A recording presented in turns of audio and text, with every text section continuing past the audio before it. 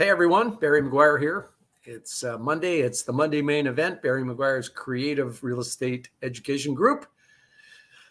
This is a group where we talk about all things real estate, particularly creative real estate, but all things real estate. My wife Donna and I produce courses on how to invest in creative real estate, focus workshops, we call them. We have one coming up, May 7th and 8th. We'll get some banners up as we go through. But today we have as our special guest back again for the second week in a row, or the second presentation in a row, Garth Chapman of GenCore Mortgage. Garth last week helped us out with going through a new Cmhc program called, I believe, Cmhc Select, where Cmhc offers longer amortization periods and smaller interest rates and a different set of criteria in order to increase the stock of housing where it's needed across the country. And so as we went through this special program, we thought to ourselves, we should have actually talked about just buying a multi to start with instead of getting into a specialized program. So, that's what we're going to do today. That's what we're going to do today with Garth Chapman. So let's bring Garth on. We're going to hear why Garth is able to be in the sunny south, playing a reasonable amount of golf because he's getting healthy from some injuries. And one of the reasons he's in the sunny south is because he started not that long ago investing in real estate. So, Garth, I've told everybody that, or have I told them? You're a mortgage broker with GenCore Mortgage out of Calgary. You've been doing that a long time. GenCore is a company that's been around for a long time, lots of expertise. But before we dive into today's topic, which is buying a multifamily property, really, on the finance side, let's hear about how you got started in real estate and what you did and how many properties you bought. I mean, that's always informative for people to hear that. I know you told us last week, but there'll be people on this week who didn't hear it. All right. That's a great idea. So thank you again, Barry, and Donna in the background there, your producer, for inviting me back. I always enjoy chatting with you, and I learn so much every time I talk to you, Barry, that I would talk to you every day if I could. So back to your question, I'll be 68 in June. So I've been around a little while and owned and operated businesses in three different sectors over the years. And then I made a mistake and bought a business and lost it all in 97. And I was in the printing industry generally. And so I had to figure out what I was going to do. And it took me a few years. But by 2001, I decided I was going to get into real estate. And a very wealthy friend who had been a partner of mine in business offered to lend me as much money as I basically wanted if I wanted to make my way in real estate. And he said, I don't care. You don't have to tell me anything about the property. I'll put in 90% of what you need. You put in 10. You got some skin in the game. I trust you. You just tell me what you need and when you need it. So off we went. And that was December of 01. And by 07, 6 years later, we had bought, in the middle of 07, we had bought 90 properties in Alberta. Houses, duplexes, triplexes, fourplexes, an eightplex. In 05 and 06, we bought a number of apartment buildings, probably 120, 30, 40 units there. Operated a couple of them for a while, but they were really bought primarily to do condo conversions. That was the thing then. We did a bit of land assembly and small development stuff. Actually bought a lot from the city of Calgary at the tax sale, and I had a call from the boss of their department at the city saying, "You just did something that hasn't been done in my lifetime." What? Tell me. So we had a great conversation, and the guy who owned it had a realtor put a for sale sign on it, and I had to call him and say he doesn't own it anymore. Here's the title. So we did lots of stuff and we had a great time and we worked very hard. And we ended up with, out of all of that, 44 rental units in 30 buildings and rebuilt all that we had lost and more. And as you said, we get to live the life of Riley now, really, in many ways. We winter in Arizona, summer in Alberta, and when travel gets back going, once COVID is done, we'll be back to Europe again. I just love it over there. So it's a great life, and real estate has got us all of that. And my objective in my conversations and my work for my clients is to help them figure out how to get their version of my life. That's really the essence of what I try to do.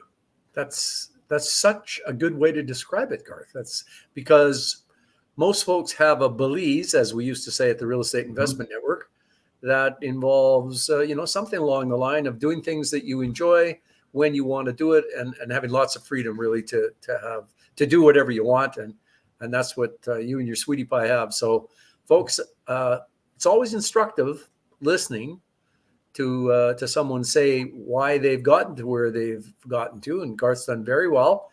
And so I want you to listen with your ears really wide open, wide open. Garth understands numbers and details, how things fit together. As I said, he's at Gencor Mortgage. Lots and lots and lots of experienced people there, lots of connection to money. And so Garth has put his expertise learned through that investing cycle that he went through when he bought all those units. He's put his expertise to work on the mortgaging side of things. And Garth, before we finish today, I want you to talk a bit about Gencor and what you folks do there, because I know that not every lawyer is the same. Not every mortgage broker is the same. Not everybody can do the same thing. They don't focus on the same thing. And I think it's important for people to understand that you do have a big expertise in that area, and that hooks up with the notion of multifamily. There's a cachet, there's a holy grail aspect to multifamily. People buy a house with a suite or a townhouse or a duplex, but sooner or later, almost everybody says, I want to get into multifamily. Lots of people say that. Lots of people want to do that. But we've learned over the years, you and I and lots of our acquaintances, that it's a big jump going from owning 4 or 5 single units to saying, okay, I'm going to buy that vacant lot at the tax sale. And by the way, I think what Garth didn't finish in that story is that as much as we have tax sales in Canada, it's not like our friends in the US where you actually can buy property at tax sales. Garth, what did the city guy mean there when he said, this is something I haven't seen in my lifetime? Well, she was a 50-something-year-old manager of the department, and she'd been there for decades. And she said that not only in her time there, but in her lifetime, she didn't know of a single property in Calgary that had been sold at the tax sale, because if every owner will find a way to come up with the past due taxes on the day of or the day before the sale. Exactly. And folks, so listen to that. We don't have tax sales like they have in the States. Yes, people don't pay their taxes. Yes, there's a list of homes posted that are going to be sold at the tax sale. But on the day, folks somehow come up with the 2 or 3 or 4 or 10 grand or whatever it is they owe. And almost nobody gets to buy a tax sale lot. But just in case you did buy one and you wanted to be a developer, my point is there's a huge jump going from owning 4 or 5 single rental units to saying, I'm going to build a house on that property. I'm going to be a developer. And there's a huge jump, maybe a bigger jump, saying I own my 4 or 5 units or however many you own, and now I want to buy a 20-suite apartment building worth $2 million. It's a big leap, folks, and that's what we're hoping to do today, is take you through one aspect of multifamily, and that is the financing side. So, Garth, you sent me a bunch of hugely valuable material on what you folks do at Gencor. And so let's take our mythical building with a mythical buyer. They've got a building in their gun sights. They want to get into multi. They think this is going to cost $2 million. That's what they believe. It's a 20-suiter, say, for $2 million. And, if they are, if they're listening to what you've said today and what you're going to say today, what should our completely green, new multifamily potential purchaser do before even writing the offer to purchase? Let's talk about that. What do you think they should do? Great question, and that's entirely agree. That's exactly where we should start. And I do get too many calls from people who have gone too far down the road, including to the point of writing offers when they're not anywhere near ready. And of course, that's no good for them or the realtors involved or the seller when a property's been essentially taken off a market to some degree, and they may have, sometimes they'll call me a month in, and maybe it's because they realize they got some challenges and they think that maybe somebody else can magically make those challenges go away, and generally we can't. So to your question, the first thing you should do when you're thinking about getting involved in multifamily, I would say, back to the old RAIN days, get a real good handle on your why. Why do you want to do this? So this is a real business. Lenders treat such lending as business lending, and they expect you to be business-like and to have a business plan, and they will require that plan. So I think you start there, really. Why do I want to do this? What do I think the numbers are that might be involved? Can I put this together? What's it going to earn for me? What's my timeline? What's my horizon of ownership? All those sorts of things. And then find a mortgage broker who has experience with commercial lending and with multifamily lending. And I say commercial separately because they are both commercial lending, but an apartment building is different than an industrial site or an industrial building or a strip mall or a retail mall or center. They're all a little different, but they all are essentially business loans, and they're backed by the property and by its capacity to generate enough income to service the debt plus, and that is supported by your own experience. So when we, I was going to say, where did I made a couple of notes here today.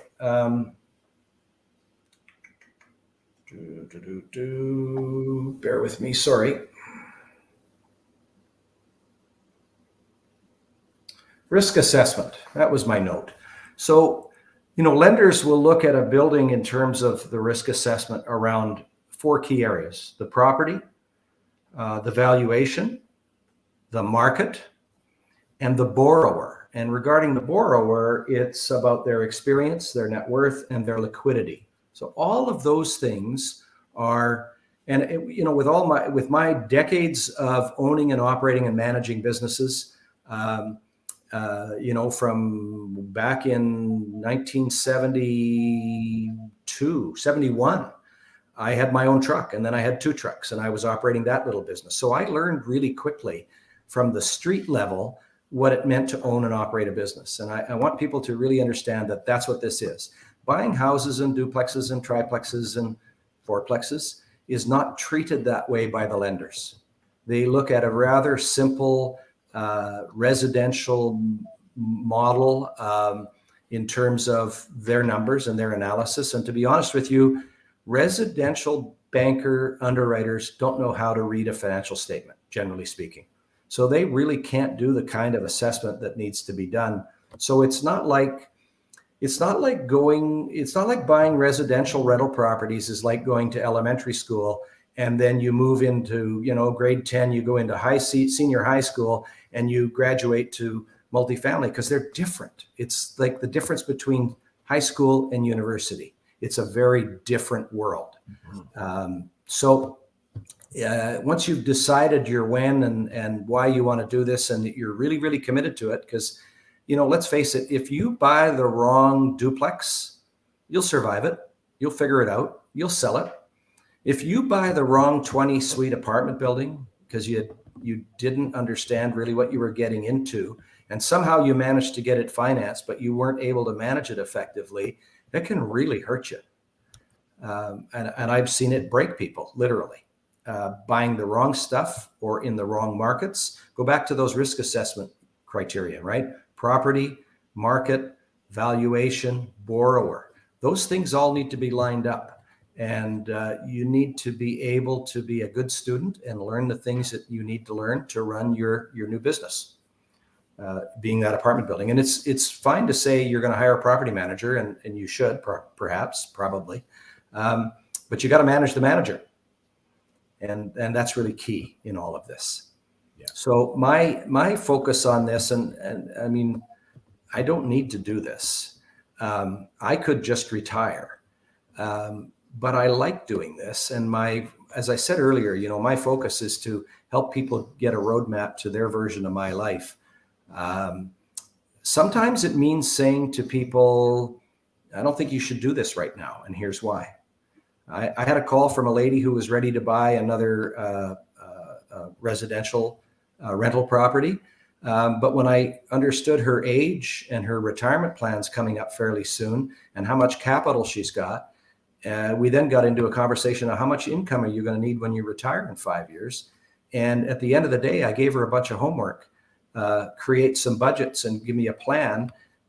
If you really, really, really want to buy a property that you've got on your, in your sights, and it's not going to get you the retirement that you want and need, then I don't want to help you do that. I want to see that it's a good plan for you. So most people are good with that, but I think it's a little unusual approach.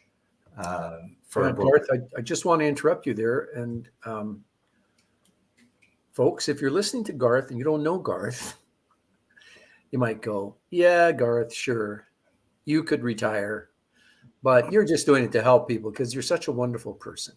I mean, the cynic in the listener might be saying that to themselves, but people, I can tell you that Garth has been going out of his way to help people for as long as I have known him on the real estate side of things, not just on the financing side, but on all aspects of real estate. He's an active participant at the Real Estate Investment Network, and he actually does all these things because he's really good at them and he likes doing them.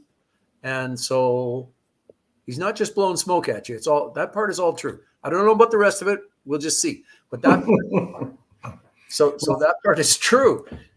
So that is, that is so important to have that early conversation as a new investor, someone planning to get into multis, to hear how differently lenders look at multifamily from the residential side.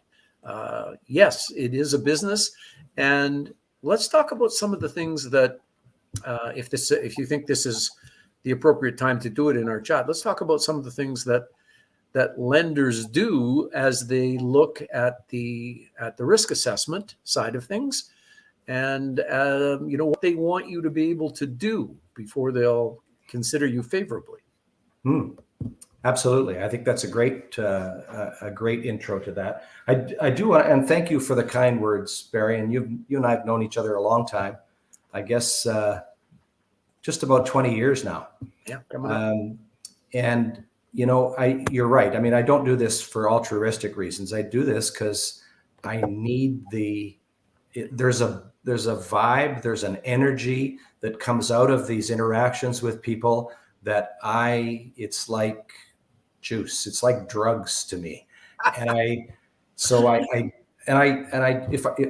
I retired, I don't know what I'd do with myself. I'd go nuts. So you got to do, I'm a lucky person, as are you. I know you. You do what you do because it juices you. It makes you feel good. It makes you think you're helping people and you're helping yourself. And that's a gift to be able to be in a position to be able to do that. Yeah, it is. We're lucky to be able to carry on, do what we like to do when we get paid nicely for it, and we love it. And so what's not to like about that? So lucky us.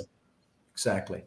So let's go risk assessment, Barry, because I think that's a great place to start with this.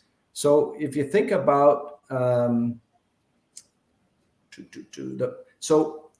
the four areas that are measured. One is the property. So the lender will want to see the financial statements for the building as it's currently being operated by its current owner. They will go back at least 2 years with that. They're going to want to see the rent rolls. They're going to see and because they do know how to read financial statements, they will know how to interpret the financial statements and the rent rolls and various other bits of paper that they're going to gather to tell them a story. Financial statements will tell you a story if you get to look at more than a couple of years. So when you're asked for your last 2 years financial statements, you're really giving up 3 because each financial statement has 2 years in it. So 2019 and 20 are together, and then 20 and 21 are together. So in those 2 statements, you got 3 years.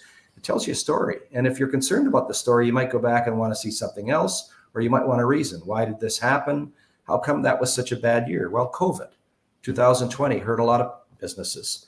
And if they can explain that, and 21 is looking better, and they're back on track to where they were and growing, well, that can be all right. So these bankers and their underwriters are professionals. It's a whole different ballgame. They will have an appraisal done. The appraiser, this is a commercial appraisal. It's a couple or $3,000 or more, depending on the size of the building. It's a much more detailed appraisal than the one you get for your home or for that fourplex or duplex that you're buying, and it tells a whole lot more. They also use other metrics. They use something called debt coverage ratio to determine, and we can do this in a day. You send us a listing for a building and the operating pro forma and the rent roll, and usually within a day, at worst 2, we'll come back and tell you how much of a mortgage will that building support. So go to your $2 million 20-unit building, and maybe in the market, by golly, it's worth $2 million. They're asking 2.1, and you could probably get it for 2. But the DCR, generally speaking, the debt coverage ratio means that the income has to cover all of the debt, including the mortgage payment, at a ratio of 1.3 to 1. So for every $130,000 of income, you're going to have $100,000 in maximum expenses. So when they look at all the expenses, by the way, these bankers will look at the record of expenses for, trash haul away, for utilities, for maintenance, for, they'll look at the vacancies, and they will adjust them. If you've had a really good run with your 20-unit building and haven't had a vacancy in 2 years, that's not how the banker's going to see it. They recognize that, okay, it's in Edmonton, and the vacancy rate on apartment buildings in Edmonton right now is 7.3%, 7.2, I think. So that's what's going to apply. Something more like that is what will be applied, notwithstanding the fact that the owner can show that the last 2 or 3 years had no vacancy or 1%, doesn't matter. Wow. And that's true for all of the expenses. They will be scrutinized, and they will be adjusted to be valid within the scope of what the lender or CMHC or both have in their data regarding what those expenses should be. An old rule of thumb back when I was buying apartment buildings, was we expected, on a building of that size, you'd expect kind of 30 to 32% for expenses, for utilities and vacancy and maintenance and all those things outside of the mortgage payment. So again, going back to that DCR, debt coverage ratio of 1.3 to 1, maybe the income on this particular building, the rents are low, and it only supports, at a 1.3 DCR, and whatever the cap rate is for that building in that town, only supports a mortgage of 1.2 million. Wow. Well, that's 800,000 down, and that's terrible. But is it? Because if the problem is that the rents are too low and the building looks a little tired, and you spend $100,000 and you make it look snazzy, and you get the rents up to what market rents are, and it now supports a mortgage of $1.6 million. Ooh, you just made a pile. So what you did to do that is you made the building worth more. And ultimately, that's what this business is about. It's when you acquire a building, Typically, an existing building you're going to acquire is going to be in some ways under optimized, under managed, under rented, rents too low, etc. And your opportunity is in the first year or two of ownership, you stabilize the building. That's the term we use, stabilize or optimize, normalize, I should say. And you make it worth more money by doing that, because the mortgage is really just a function of the income. It's a bunch of arithmetic measured against the income of the building. And the income goes up, the mortgage goes up, therefore the building's worth more money. So maybe you bought that thing and you got that $1.2 million mortgage and you put $800,000 down and you spent 2 years and you made the building worth $2.4 million and you pulled out a mortgage of 1.7, and now you've only got $300,000 in a building that's worth 2.4. And golly, that's like 15%, less than 15%, right? Now you've really got something, and you put that other 500,000 back in your pocket, and then you went out and bought the next one. And there's an awful lot of operators, large and small, who operate in that fashion. And I'm thinking Main Street, Bob Dylan. That's how he got going. And our broker owner, Croft Axon, has known him for I don't know how long, since he first started. He's a solid guy and a very, very smart guy, and has made that one heck of a big business. And he's just done exactly what I've said in a real big way, and built a real big portfolio. And there's no reason that you and I and anybody else can't do that, certainly on a smaller scale. But that's really that's the recipe I recommend and prefer in general. So now I think the first kind of nugget in there as I'm listening, or not the first nugget, but the thing that I'm hearing I'm going to be the new investor here. So Garth, are you saying that for my $2 million 20-suite building where I think what I have to do is come up with 20% down, which would be $400,000. I was planning on putting up $400,000 and getting a mortgage of 1.6. So you're telling me that that's not the way the math works once the lender starts looking at the numbers and applying the debt coverage ratio and my particular area. So that's not how it is. What's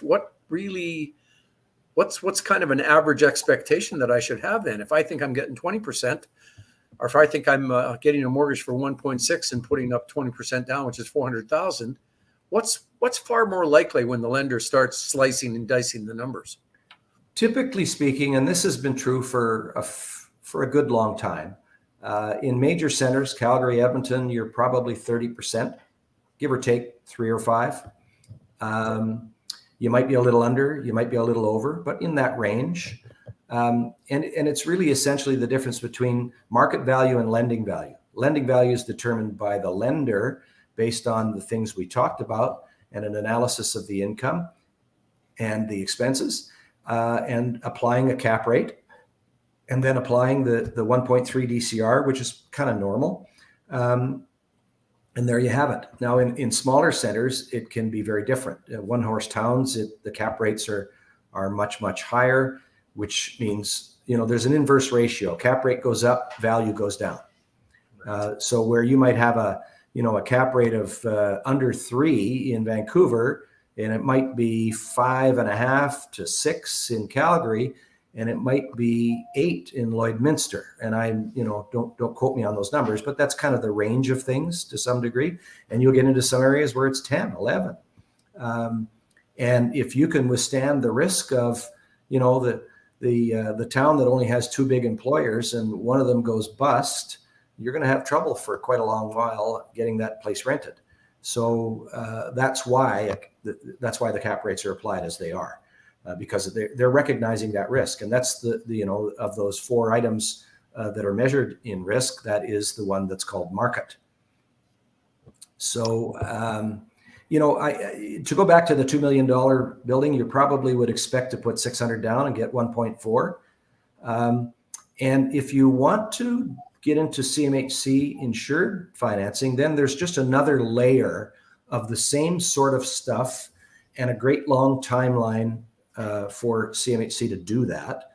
They were 9 to 12 weeks in 2020, up from previously kind of 6 to 8 or 9 weeks in turnaround time for approvals.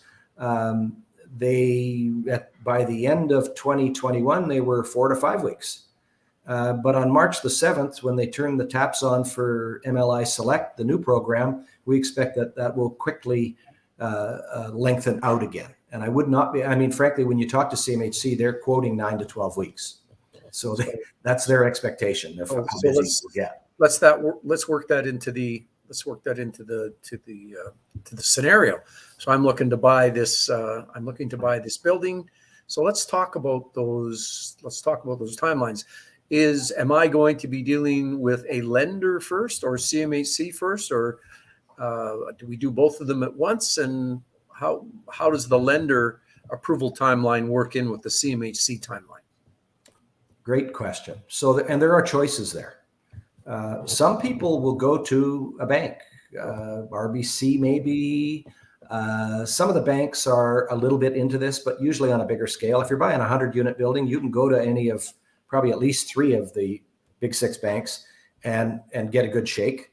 They're really unpredictable in their timelines. On anything, more like the world we're talking about, they're just not really very good at that at all. And you end up with a junior person, and they really don't know what they're doing because it's the second one they've ever done, and the other one was 4 years ago, and you're going to have a hard time meeting the timelines that are contained in the offer. Or you go to an experienced broker. Now, in our case, we're partnered up with a sister brokerage, a DLC, Dominion Lending Brokerage, that allows us, we've got a lot of advantages with that now. I'm really pleased with it. So what it does is it brings us a partnership with a commercial brokerage, DLC. We use all the same systems, same language, same software, and it's all they do. So there will be some deals will go to, not all, but most of our deals will fund through that brokerage, in part because of that depth of experience and the size of their back office. But also because if it is to be a CMHC insured high ratio mortgage, they have what's called, they can submit directly to CMHC, which is really a coveted thing. So otherwise, and as we have in the past, we pull the application together, we do our assessment, and we do a very in-depth assessment. When lenders get a file from us, what they really like about it is there's not a whole lot of things that they have to go chase from the borrower. We've already done that work. And we do that because that's just my nature.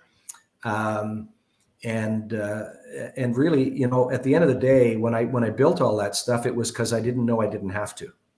I didn't know that all I had to do was get this and this and this and this and send it off to the lender and they'd figure it out. And so because, some of the best processes and systems I've ever built was for that reason, because I didn't know what I didn't know. So it's there, we've got it, it's effective, and it gets us good response from lenders because they know they're going to get a good complete package. Yeah. Now, when dealing with our sister brokerage, we may go partway into that. We may go all the way into that. Each deal's different and unique. Where's the client residing? Where's the purchase? What town? What's the experience of the buyer?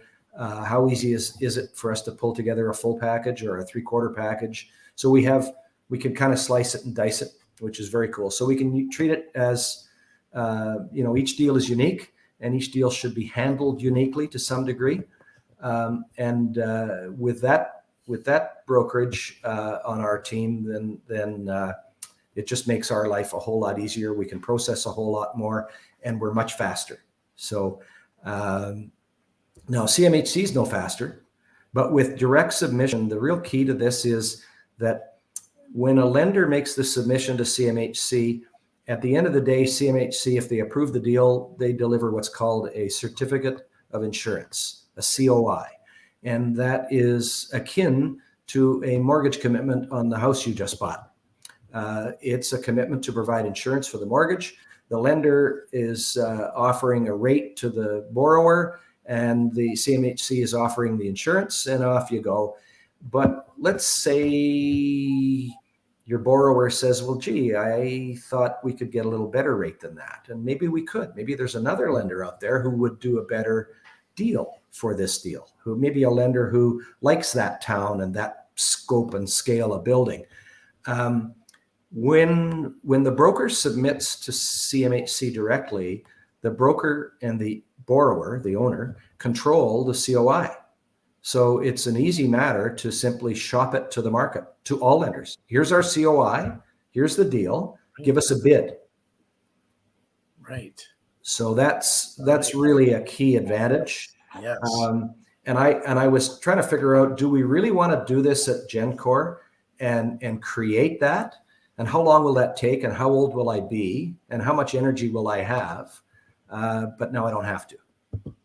All right, let's talk timeline. So I'm the rookie multi buyer, and I want to write an offer, but I want to have a subject to financing clause in there, and I want to know how long it should be.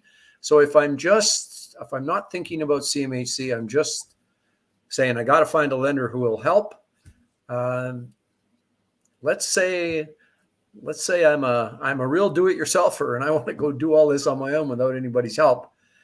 So I'm just going to go to my RBC and make an application, or TD, and I'm a good customer there. So I think I'm going to get. I mean, what kind of timeline from the day I walk in and say I've got a conditional offer here, let's talk financing, till the time they'll be able to make a decision on our 20-unit building?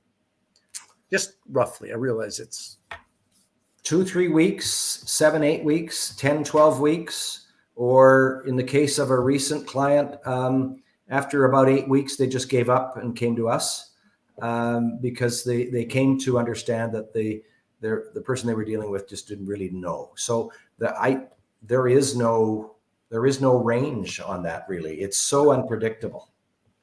So, folks, one of the reasons it's important not to get yourself caught up in this terribly unpredictable timeline for getting financing is because there was a post today on a site that Donna follows that basically said, multifamilies go up and they're gone in a day. So there's a lot of competition for multis, and no one would expect you to write an offer where you think you can get financing in a day or two. That's just silly. I mean, nobody's going to do that. But there'll be a lot of pressure on you as a buyer from the seller side to have a much shorter conditional period for financing than what you actually need. There'll be lots of pressure on you. And if it's going to be CMHC insured, that's even more time. So Garth said 2 to 3 weeks to 10 to 12 weeks, and he wasn't promising you any of those timelines, by the way. Those are just examples that he's seen. And if CMHC is then how much more after that, Garth, did you say? Well, they're 9 to 12 weeks from when the deal is submitted to them. 9 to 12. And frankly, most of that, and that's what they're quoting us now. Currently today, it's more like 4 to 6 weeks, but they're quoting 9 to 12, which is what it used to be, and which they clearly believe that's what it's going back to. And so I think, the key thing is this: see your experienced mortgage broker first, and get a full workup done. It's, we treat this like I treat a pre-approval. If you come to me for a pre-approval to buy a home or to buy a rental property, I'm going to get everything. I'm not one of the guys who's going to, just get the basic job letter, pay stub, prove the down payment, and off we go. I'm going to get it all. And I do that just because that's my nature. And I do that because when I first started back in 2009, I didn't know that that's what nobody did that. I thought that's what everybody did. So I just did it. Get it all. But in the mortgage broker world, I think the percentage of pre-approvals that turn into live deals is around 25% normally, between 20 and 30 for sure. Mine is about 83 to 85.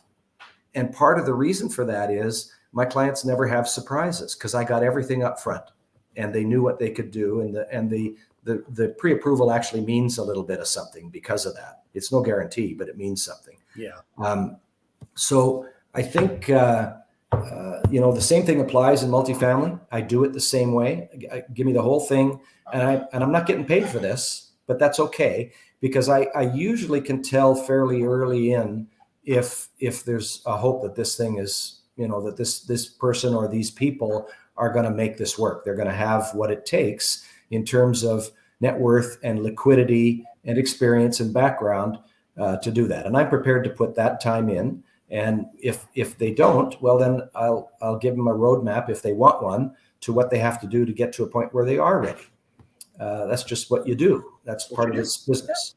So if you get that done, and that will take, by the way, that process, I can think of a group of 3 different people, different families, got together a year or two, probably a couple of years ago, that comes to mind, where it took probably 4 months. But they had all kinds of stuff going on, and they were in the middle of this, in the middle of that, and this had to wrap up before they could, et cetera. So it just took a long time. I did a deal for a doctor a year and a half ago, and he had it all in and done in 2 weeks. So it's going to take you whatever time it's going to take you to get all those documents together and write a CV for me, a bit of a bio. What's your experience?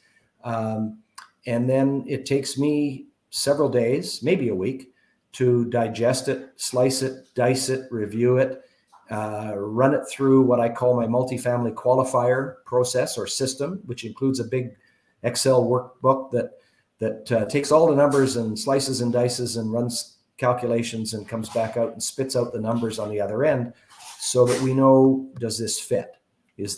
Are you going to qualify? Well, one of the partners is weak and wouldn't, but partner number 2 is middle of the road and is okay. But partner number 3 is so strong that we can carry partner number 1 who is weak. And that's the beauty of this when you put people together like that. Yeah. And what about their current portfolio properties? Are they not performing well? If they bought the wrong stuff, a bunch of single family homes that are not cash flowing or not much, can hurt an application, particularly when it relates to Cmhc multifamily, because your portfolio has to perform as well. Yeah. So at the end of the day, do that. Spend the 1, 2, 3 weeks, 4 weeks, whatever it's going to take you to gather up everything, and have us come back with a full report to you and giving you a kind of a license to go write an offer. Then when you write the offer, and all you're going to get for a finance condition period and all of your other due diligence is wrapped into that, maybe it's a month. So, your offer will say the seller is to provide you with the rent rolls, the financial statements, the leases and this and that and the other thing, the boiler report, the roof report, et cetera, and the environmental phase 1 study that was done, 4 years ago. So all of that has got to come in by this date. So they're a little different than a residential offer sheet, because you're stipulating when you need to get these things, because that's when the clock starts ticking on your due diligence period. Yeah. So if the seller's late getting you material, well, you can't act. So you build all that, and good realtors know how to do that, and they know what they're doing. And I think it's important, as always, to deal with an experienced realtor in this sector, somebody who knows the business and has a history with it, and will know what you can get and what'll work. And the really good ones, they know most of the owners. Most of these baby boomer owners who've owned these buildings that are now selling them have owned them for decades. And they're known to the experienced realtors, and many of them never hit the market. They're just pocket listings. They check in with their owner group periodically, and every once in a while they get one who says, "Yeah, you know what, Jack? We're going to move to Vancouver Island, and let's sell that building. It's time to do it." Okay, great. Off they go, and then they call their back pocket list of ready buyers, and poof, there's a deal done. Done like that. Well, that's so, folks. I hope you're hearing here that the way to give yourself some confidence as you want to write an offer to purchase on a $2 million building if you're brand new at this, if you don't want to run into qualification difficulties and timing difficulties in your offer, you go see an experienced mortgage broker like Garth or some other person who has that kind of experience, and you get that workup done before you write the offer so you know from whence you are coming. Absolutely key if you want to be into multifamily. Absolutely key. Now, Garth, I know there's a whole whack of other things we can talk about. Maybe we're going to do this again. I mean, obviously, we're not going to teach everybody about multifamily in 2 sessions, but I think there's quite a number of questions. There are. I'm just looking at some of these. So yeah, we should get to those. Let's get on to those. Wayne will pop up some questions. We can look at them, and we'll try and get through as many as we can here. All right. True, the property qualifies, not the person. However, with your own credit score and creditworthiness, is it still important? No, good. Is there a minimum credit score debt ratio that disqualify me, even though the property? Well, that's a good one. Yeah, that's right. We all know it's the property, not the person. When you get into multi, how's the personal side of it fit in there, Garth? Well, there are net worth requirements. There are liquidity requirements, which is, when you think about it, so you're going to buy that $2 million 20-unit building, and you need, what did we say, 30%, 600 down, mortgage of 1.4 million. And that 600 down tapped you, and all you got left is $25,000. Well, that's not going to cut it. So you better have a significant portion of capital available to get over the hump if things go bad, and in the transition, etc. So that number will vary with the property type and the person and that sort of thing. And some of that can be, you might have a couple of properties with HELOCs available with nothing drawn on them or very little, that provides you with liquidity because it's capital you can tap.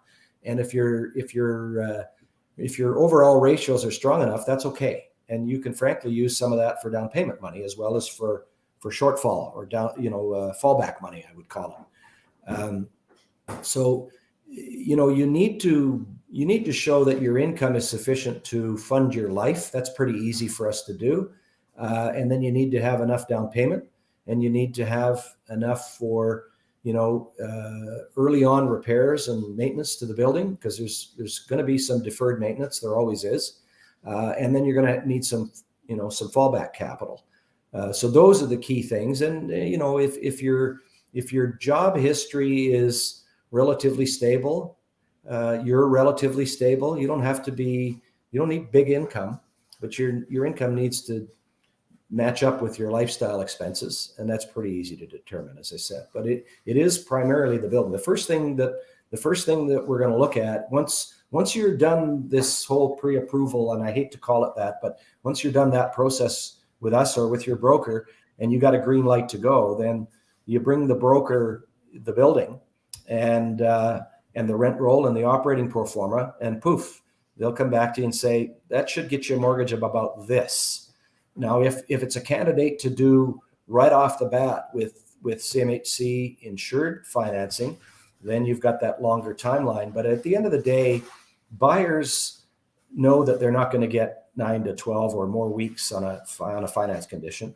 So what's typically done is you'll get an approval for a commercial conventional mortgage without the insurance at that $600,000 down, for example. But you're hoping that Cmhc will like it and the rents are good and you meet the criteria for the new program on points for any of those 3 elements. And that down payment might come down to $200,000. And if you get that, great. But if you don't, you're going to close on the conventional mortgage. Then you'll stabilize the building and come back in a year or 2 years and do it then. But honestly, more buyers now are, the difference in the interest rates between Cmhc insured and conventional have nearly disappeared. Lots of buyers now are just taking the conventional, and they will wait. And when things go back to kind of normal and the Cmhc insured mortgage rates interest rates are much lower, they'll refinance. That time. Okay. All right. Next up. I know you mentioned Cmhc timelines right now in prep for financing. How soon should one connect with a broker to begin exploring options and maximizing potential? Well, I think we said before you start writing your offer. I think she's talking. I think this person's talking about a refinance, being they own the building. Okay. Or they think they're going to buy one, and then when they come to the time of wanting to do the refinance into the insured mortgage, however long, if you know your business because you've done this before and you therefore own this building, however long it's going to take you to pull together the documents that are going to be required, a couple of weeks maybe, and then another week for the broker, and then 9 to 12 weeks for CMHC, and then 2 to 3 weeks for funding. So probably a month before they should start connecting with you. Month before. Well, from the time that they want to have it funded, I would say it's more like 4.5 months. Yes. From funding date. Right. So folks, this all takes time, and you might be the fastest person ever in being able to put together the package of materials, but there will still be the CMHC 9 to 12 weeks. There's big chunks of time there. Garth, are you doing commercial mortgages outside Alberta? Absolutely. Absolutely. Short answer.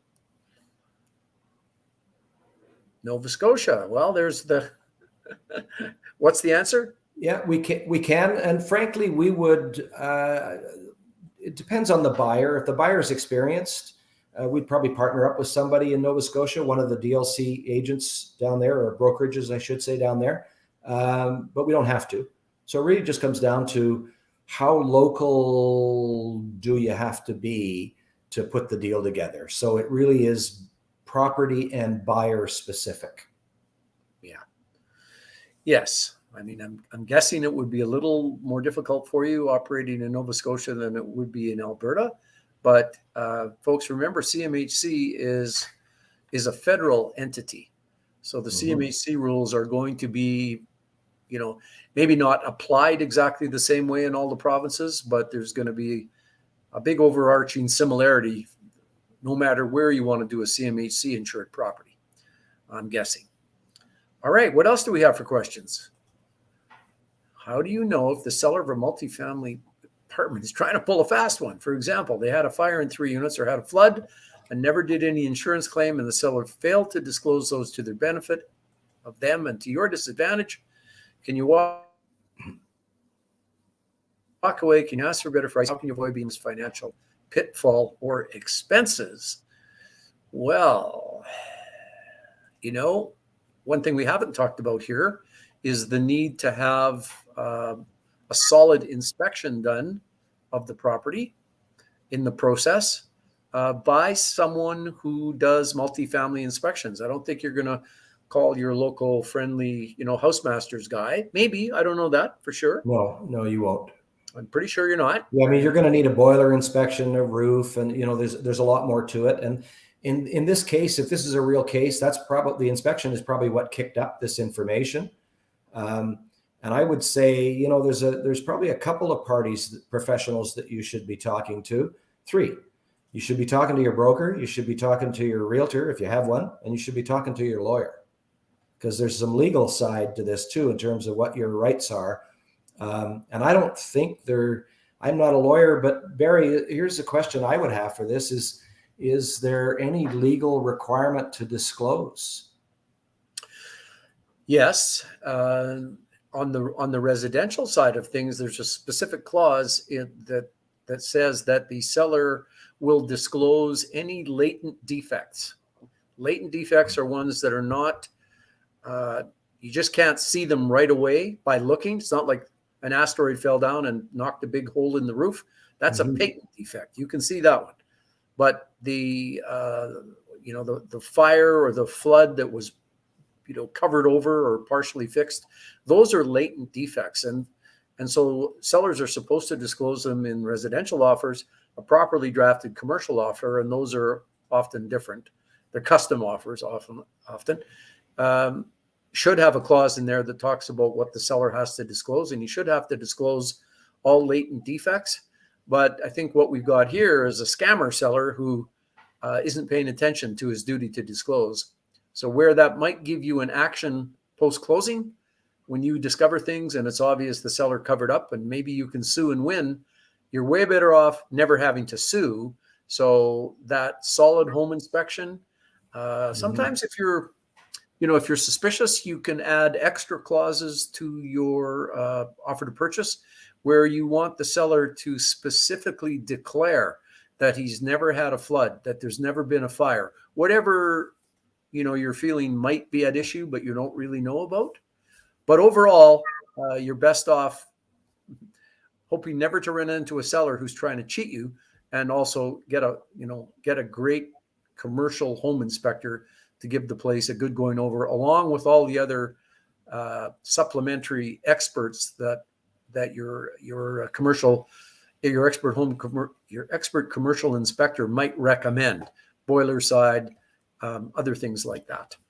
I think this points up something.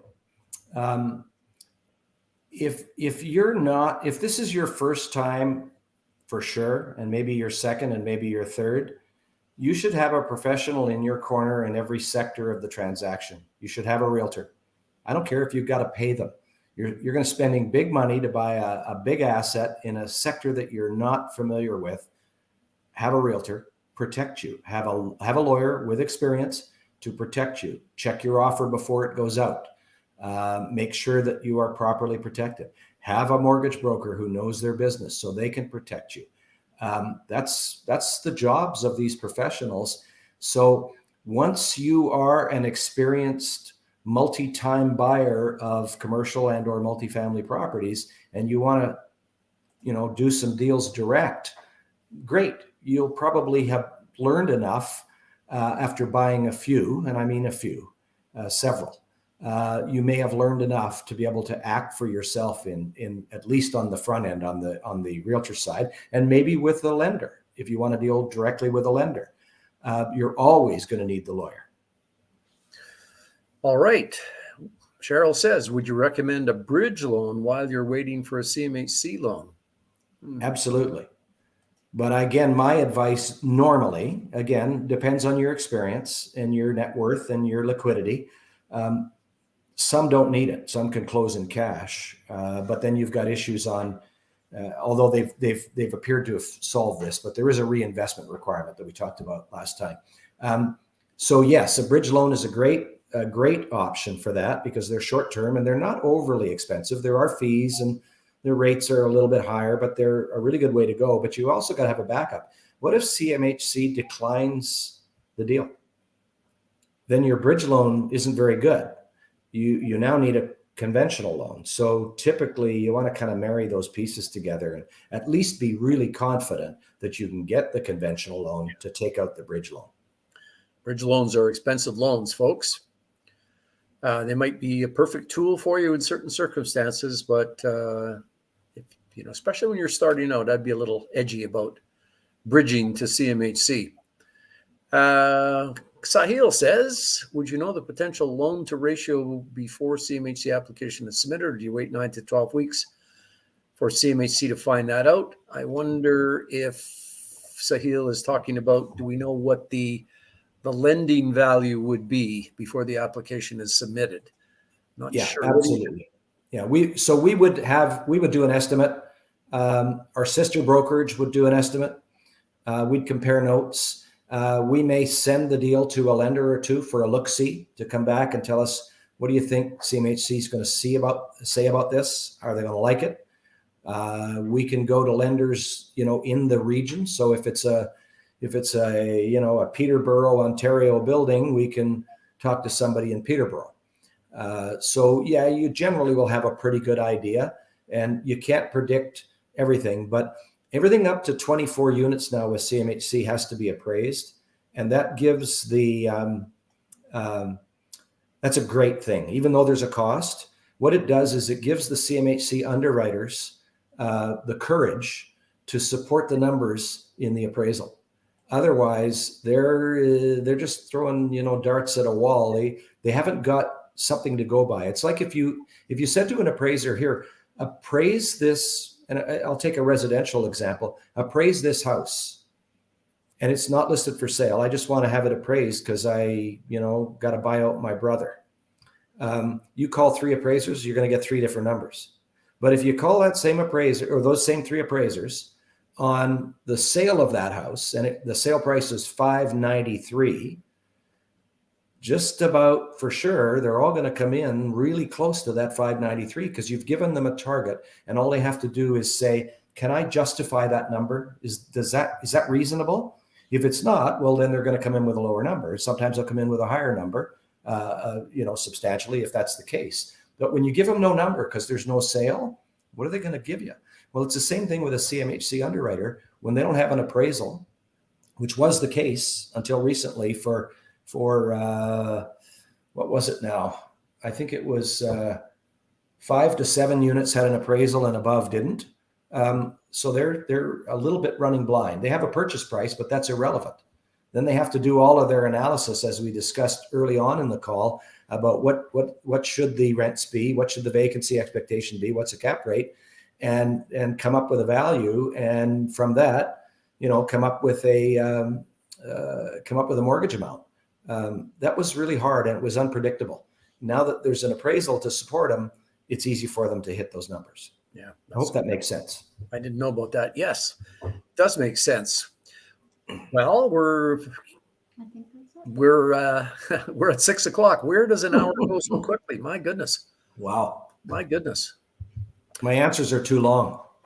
No, you have in-depth, considered answers, Garth. That's what you've got going on. Well, listen, thank you very much again for showing up and providing insights. Just before we go, I'm looking at some of the material that you sent me, and you've got a paragraph here. You probably know this by heart. It's the paragraph that says, "Why use GenCore as your broker?" And you've kind of said, but if you want to just say again to folks what it is and why it is that they should consider GenCore, why don't we finish with that, and then we'll say goodnight. Great idea. And that does come back to something that you wanted to talk about. So I, without repeating myself on, why GenCore in terms of how we will put you together and do what, I'll call loosely a pre-approval and give you the green light to write an offer before you do. Aside from that, and our partnership with our sister brokerage that has the direct plug-in to CMHC to make direct submissions. Aside from that, it's really just, as you said earlier on, GenCore's been around 35 years. I might be out by a year. Croft Axon's been there almost that whole time. You know him well. He is the just the most knowledgeable guy, and I've worked for some really, really smart men in my life, and women, a couple of very smart women. And I got to say that when you combine the smarts with the morale and just the people touch, he's the number one guy. Yeah. We've got probably 40 agents now. We've got a back office. I mean, I'm there because I don't want to do the paperwork. I want to talk to the clients. That's what gets me going and help make a plan. But when they send all their documents in, I want to have somebody in the back office who's assembling all those documents, plugging all the numbers into where they go, and then giving it back to me so I can do my review. And that's GenCore. So, as a mortgage broker, you can only really be good at either the front end or the back office work. You're not going to be great at both. You might be really great at one and okay at the other. I'm better at the front end than I would ever be at the back office work. So that's where I belong. And people in the mortgage business who are way better or enjoy more the back office work, that's where they are. They don't want to sell. Yeah. So there you go, folks. GenCore has history. They've got a great guy, Croft Axon, leading them, and they've got the horses. It's not just Garth and Croft. There's a whole whack of people, 40, I think you said, Garth. So we'll leave it at that. Garth's contact details, I'm sure, have been put up there. Donna, you're taking care of all that? Oh, yeah, long ago. Long ago, says Donna. Why do you even mention that stuff?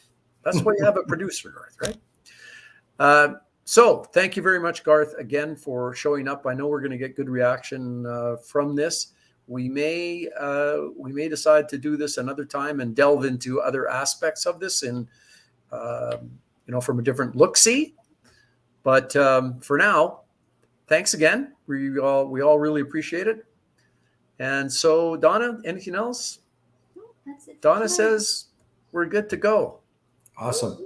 I think the only thing I'd like to add, aside from thanking you both again, is I'm a lucky guy. I get to choose who I work with, and when I choose to work with people, it's because I respect them and I enjoy your company very much. But aside from that, I think what I should do is perhaps offer, if you want to find out if you may be a fit for multifamily or what you have to do to get to be a fit. If you're not, feel free to send me an email and just title it, "Am I a good fit for multifamily?"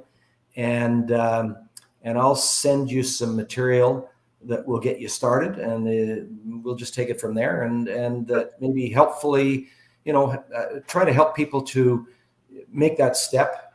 There's lots of people circling around the idea, but we've got to give them a way to determine fairly easily and fairly quickly if this is something that they maybe are ready to do. Oh, what a great idea. Great idea, because I know a lot of people listening are in the thinking about it stage. So that's a wonderful offer, Garth, and folks, send Garth that email. Am I a fit for multifamily? That's a good one. All right. Well, on that note, you're going to go back out in the desert and hit a few golf balls? No, you're not doing that tonight. It's too cold out there right now. I'm sure. I'm going to go play 8-ball with a whole bunch of guys from Alberta that are down here on Monday nights at 7:00. So that's what I'm going to do. What a great idea. All right, well, Garth, thanks again, and we'll be talking soon for sure. Great stuff. Thanks, Barry. Good night, Bye, everyone. Donna. Good night. Bye.